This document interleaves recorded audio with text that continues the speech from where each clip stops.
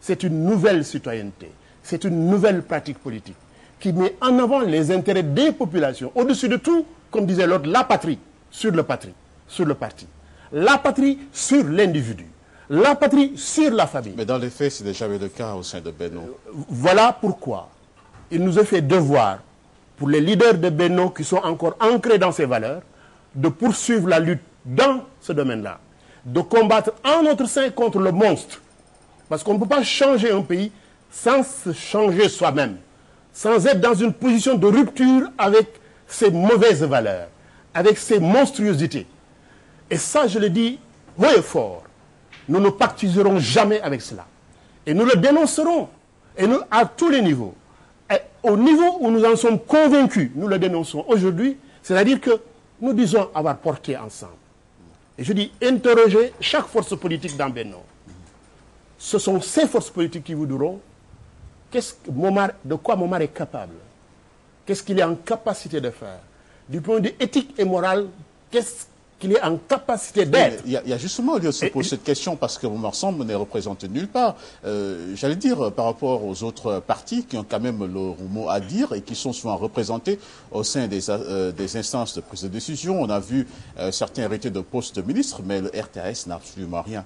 Oui, vous savez...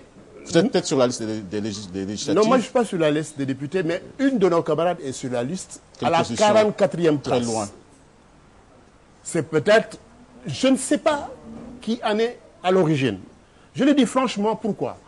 Parce que ce que nous avons discuté ensemble, c'était à tout le moins de faire représenter ces forces-là politiques.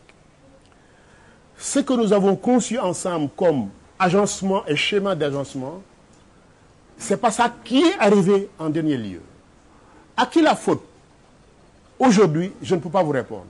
Parce que vous le savez, même au niveau de l'APR, comme à d'autres niveaux, il se discute la question, il y a beaucoup de frustration, beaucoup de mécontentement, et aujourd'hui, il y a des pans entiers, je veux dire, de départements et autres qui se disent qu'ils ne se sentent pas impliqués dans ce combat des législatives pour les raisons de frustration. Mais nous, ce que nous disons à nos militants, restons dans l'unité, restons dans le cadre. Et toujours derrière, sans rien revendiquer? Non, pas rien revendiquer.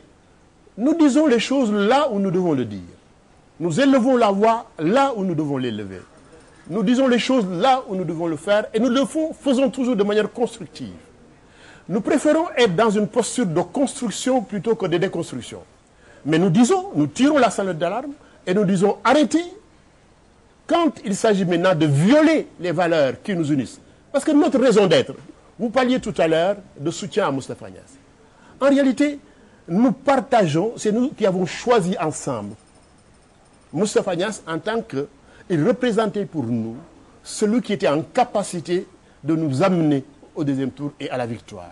En tant que quelqu'un qui était en capacité, avec ses qualités et son expérience, de pouvoir changer les choses sur la base des engagements auxquels nous avons tous souscrit. Notre compagnonnage avec Moustapha Niasse est un accompagnement de valeurs et d'engagements républicains autour d'axes précis, concrets, que nous avons forgés ensemble. Justement, qu'est-ce que vous inspire les contestations nées du fait que Moustapha Niasse soit la tête de liste de la coalition Benno Bokk Yakaar? Mais ça, il faut le dire, au niveau de Benno, nous l'avons discuté. Nous l'avions souhaité. Pourquoi? Nous nous sommes dit, dans cet espace politique et dans Bokk Yakaar, nous nous sommes interrogés sur quelle est la personnalité qui pourrait être mise à même pour la cause justement de Benno Bokk Yakaar, pour la victoire.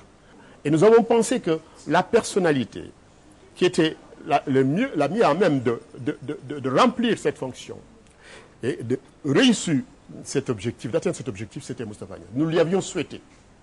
Nous l'avons souhaité tout en disant que nous voulons quand même sauvegarder l'unité de Benno Siggil Sénégal, l'unité de Bokk Yakaar.